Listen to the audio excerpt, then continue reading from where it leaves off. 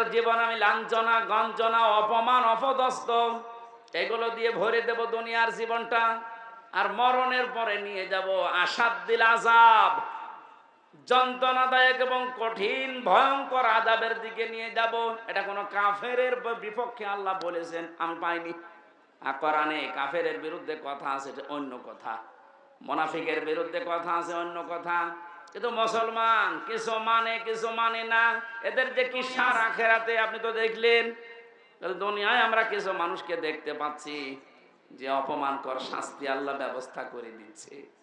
আর আসাদ্দিল আযাব যেহেতু দিয়েছেন ইসমে তাফসীল, এটা সুপারলেটিভ ডিগ্রি, এর উপর আর কোনো শব্দ আরবিতে নেই। আল্লাহ বলেন এমন যন্ত্রণাদায়ক ভয়ঙ্কর কঠিন আযাবের দিকে মরণের পরে নিয়ে যাব, ওটা আমি আল্লাহ ছাড়া আর কেউ জানে না।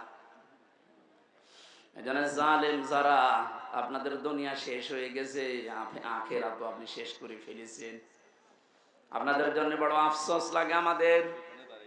আমরাও যদি কোনো জুলুম করি, আমরা নিজেরা আজকে থেকে থেমে যাব।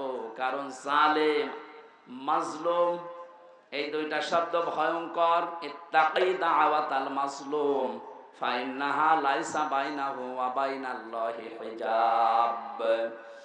নবীজি বারবার জানিয়েছেন উম্মতেরা, যাই করো মজলুমের বরদুয়া থেকে নিজেকে বাঁচিয়ে রাখবা। কারণ মজলুমের বরদুয়ার আল্লাহর ভেতরে কোনো হেজাব, পর্দা থাকে না, সরাসরি কবুল হয়ে যায়। আজকে কোরআনে কারিমের এই ময়দানে যারা এসেছে কিছু কথা শোনার জন্য, প্রথমে দোয়া করে নিচ্ছি, আল্লাহ আমার জুলুম না থাকে, আমার দ্বারা কেউ যেন মাজলুম না হয়ে যায়, তুমি আমাকে রক্ষা করবা, বলেন আমিন। যিনি আমাদেরকে এই মাহফিলে নিয়ে এসেছেন, আমরা তার শুকরিয়া আদায় করছি, আলহামদুলিল্লাহ। দরুদ আর সালাম পড়ছি আমাদের নবী মুহাম্মদ রাসূলুল্লাহ সাল্লাল্লাহু আলাইহি ওয়াসাল্লামের প্রতি। আমাদের আজকের আলোচনার বিষয় হচ্ছে, আল্লাহ নিজে আদেশ দিচ্ছেন, হে রাসূল, 6টা গুণ যারা অর্জন করবে দুনিয়ায়, আপনি তাদের জন্য আমার কাছে ইস্তেগফার করেন, ক্ষমা চান। ক্ষমা করার মালিক একচ্ছত্র কে বলেন তো? আল্লাহ। দুনিয়ার কোন পীরের আছে? নবীজির আছে? না। ক্ষমা করতে পারে শুধুমাত্র আল্লাহ নিজে। ফাসাব্বিহ বিহামদি রাব্বিকা ওয়াস্তাগফির, আপনি ইস্তেগফার করেন আল্লাহর কাছে, তার তাসবিহ তাহলিল আদায়ের মাধ্যমে আপনি ইস্তেগফার করেন। ইন্নাহু কানা তাওয়াবা, কারণ তিনি তাওবা কবুলকারী, ইস্তেগফার কবুলকারী। আমার ভালোভাবে শিক্ষা নেওয়ার বিষয় এখানে এইটা, যেহেতু তাওবা কবুল করবেন একজন, তিনি আল্লাহ, তিনি নিজে শিখিয়ে দিচ্ছেন, নবীজি এই 6টা গুণ যাদের ভেতরে আছে আপনি তাদের জন্য আমার কাছে ক্ষমা চান। তাহলে এটা ক্ষমা করার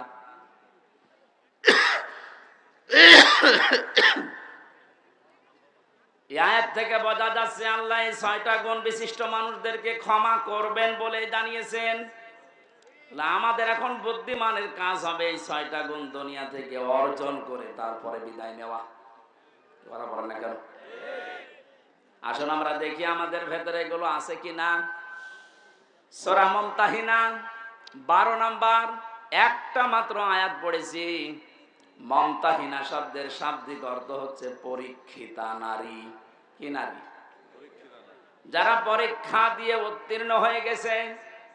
এ পৃথিবীতে বহু নারীর জীবনী আমি পড়েছি, সর্বোত্তম জীবনী আমার কাছে 6 জনের মনে হয়েছে। এই মানুষগুলো পরীক্ষা দিয়ে উত্তীর্ণ হয়ে তারা জান্নাত অলরেডি আল্লাহ পেয়ে গেছে। তার ভেতরে 1 নম্বরে হযরতে আসিয়া। হযরতে আসিয়া আলাইহিস সালাম এত বেশি পরীক্ষা দিয়েছিলেন তার ঈমানের উপরে টিকে থাকতে গিয়ে। পৃথিবীর মানুষরা যদি হিসাব করে, হিসাব মিলানো সম্ভব না। শুধুমাত্র ঈমানের উপরে টিকে থাকতে গিয়ে হাতের ভেতরে তিনি পেরেক লাগিয়ে দিয়েছে তার নিজের স্বামী, পায়ের ভেতরে পেরেক লাগিয়েছে, মাথার উপরে গরম তেল ঢেলে দিচ্ছে, কপালের ভেতরে শলাকা লাগিয়েছে। এ কঠিন অবস্থায় হযরতে আসিয়া দেখলেন আল্লাহ পাক জান্নাত জিবরাইলকে দিয়ে পাঠিয়ে দিয়েছে।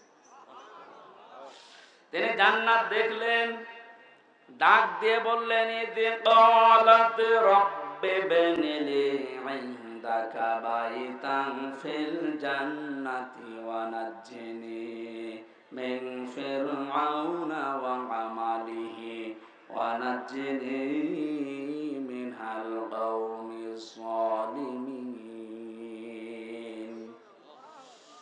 হযরতে আসিয়া ডাক দিয়েছেন, রব্বুল আলামিন তুমি আমার জন্য জান্নাতের ভেতরে একটা ঘর বানিয়েছো, এভাবে না তৈরি করি তুমি যেখানে আসো ওই জায়গায় একটা ঘর আমার জন্য বানিয়ে দাও, যেন সব সময় তোমারে আমি দেখতে পারি।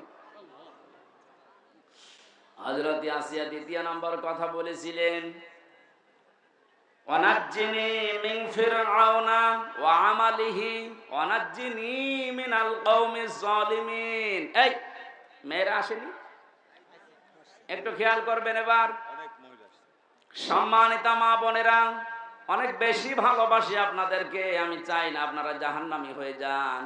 তাকান, পরীক্ষিতা নারী কাদেরকে বলে, কি পরীক্ষা তিনি দিয়েছিলেন। এত বড় কঠিন মুসিবত বিপদ, এত বড় বিশাল শাস্তির ভেতরে হযরতে আসিয়া তিনি তার স্বামীর জন্য বরদোয়া দেননি। তিনি বলেছিলেন, মাবুদ তুমি যা দেখতে পাচ্ছ আমার স্বামী লোক দিয়ে এরকম অত্যাচার করাচ্ছে এবং নিজে অত্যাচারে শামিল, তুমি আমাকে এই অত্যাচার থেকে বাঁচাও, কিন্তু আমার স্বামীর উপরে তুমি রাগ করো না। ও বাংলার মা বোনেরা, এদেশে পুরুষ নির্যাতন, নারী নির্যাতন করলেই মামলা হয়ে যায়, কিন্তু পুরুষ নির্যাতনের কোনো মামলা নেই। আমি জেলখানায় 3টা বছর থেকে অনেক কিছু দেখেছি। ওর এখানে 100 ভাগের প্রায় 60 ভাগ লোক শুধু এই দাম্পত্য কলহ নিয়ে জেল খাটতেছে। মেয়েদের এই ছোট মনের কারণে পেরে ওঠে না, সে প্রত্যেকে কি হুজুর বলেন আর কি খেজুর বলেন। এদের এই মানুষগুলো যদি একটু মন উদার করতো, আমার মনে হয় পরিবারে আমাদের শান্তি আরো ফিরে আসতো। বাস্তব দেখেছি যে জল্লাদটা এখন আছে, আগে তো শাহজাহান ছিল, ও মারা যাওয়ার বের হয়ে মারা গেছে, এখন নতুন একজন দায়িত্ব পেয়েছে, ইলিয়াস, চট্টগ্রামে বাড়ি। লোকটাকে একদিন বললাম, ভাই কি অবস্থা বলেন তো। আমার বলছে, হুজুর আমার এখন 35 বছর বয়সে আমি জেলখানায় এসেছি, এর 17 বছর ছিলাম আমি সৌদি আরবে, আর আমার এখন ফাঁসির আসামি আমি। আমার যদি এখন যাবজ্জীবন হয়ে জেল খাটা লাগে, কমপক্ষে 22 বছর জেলে থাকা লাগবে। 35 থেকে 17, এরপরে 22, হিসাব করে দেখেন 74 বছর হবে। কত? 74 বছর বয়সে লোকটা জেলখানা থেকে বের হবে। খুব বড় অপরাধ করে গেছে না, পুরা জীবনই আমি শুনেছি যে কি কি করতেন। সৌদি থেকে 17 বছর পরে বের হলাম, দেশে আসার পরে বিয়ে করলাম। বিয়ে করার পরে আমার বোর সাথে আমার মায়ের মিল নেই, সব জিনিস আমি চাহিদা মতো পূরণ করেছি, কিন্তু মাকে আর ওই ছোট বোনকে কিছু দিলে ওর মন খারাপ হয়ে যায়। দিন রাত নেই, সব সময় শুধু মনোমালিন্য, ঝগড়া। শেষ পর্যন্ত আর পারলাম না যে আমার সম্পদ আমার মাকে দেই, আমার বোনকে দেই, ওর সমস্যা কি। সংশোধন করার জন্য একটা থাপ্পড় দিয়েছিলাম, ও ছাতা গেছে মইরে, একটু জোরে, লাগবে না বস। মারা যাওয়ার পরে তো বউ মারা কেস, প্রথমে ফাঁসি হয়ে গেল, এরপরে যাবজ্জীবন, এখন 22 বছর থাকা লাগবে আমার, 11 বছর চলছে। আমার তো বের হতে হতে আমার বয়স হয়ে যাবে 74 বছর। কি করব আমি? আমারে বলছিল, আপনি তো ওয়াজ করেন, বাইরে যে অন্তত একটু বলেন যে আমার মতো বিপদে যেন কেউ না পড়ে, কারণ আমি খুব বড় অপরাধ করিনি, আমি তো ঠিক রাস্তায় ছিলাম, মাঝখান থেকে একটু মিস্টেক হয়ে আমার জীবনটাই নষ্ট হয়ে গেল। ইলিয়াসের বউ এখনো পর্যন্ত আছে বাইরে। ইলিয়াসের যখন শুনেছে যে ওর যাবজ্জীবন জেল হয়ে গেছে, প্রথমে ফাঁসির কথা শুনে মেয়েটাকে কি, সে তো মারা গেছে, তার যে শাশুড়ি ছিল, এই শাশুড়ি এবং শ্বশুর পরবর্তীতে ওর মা বাবার উপরে এই মেয়েটার জন্য বহু অত্যাচার চালিয়েছিল।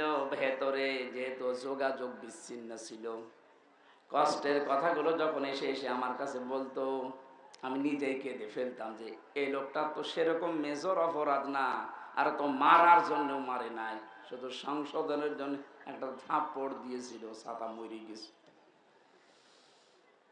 স্ত্রীর যদি মনটা উদার হতো, মন যদি বড় হতো, নবীজির হাদিস যদি এই মেয়েটা মানত, বিশ্ব নবী জানিয়েছেন পৃথিবীর মেয়েরা তোমরা যদি মনে করো যে আমার স্বামীর হায়াত বেড়ে যাক, আরো বেশি দিন বেঁচে থাক, আমার স্বামীর সম্পদ সম্মান আরো বেড়ে যাক, তাহলে স্বামীকে মাঝে মাঝে বলবা তার রক্তের সম্পর্ক যেগুলো, এগুলো যেন অটুট রাখে, ঠিক রাখে।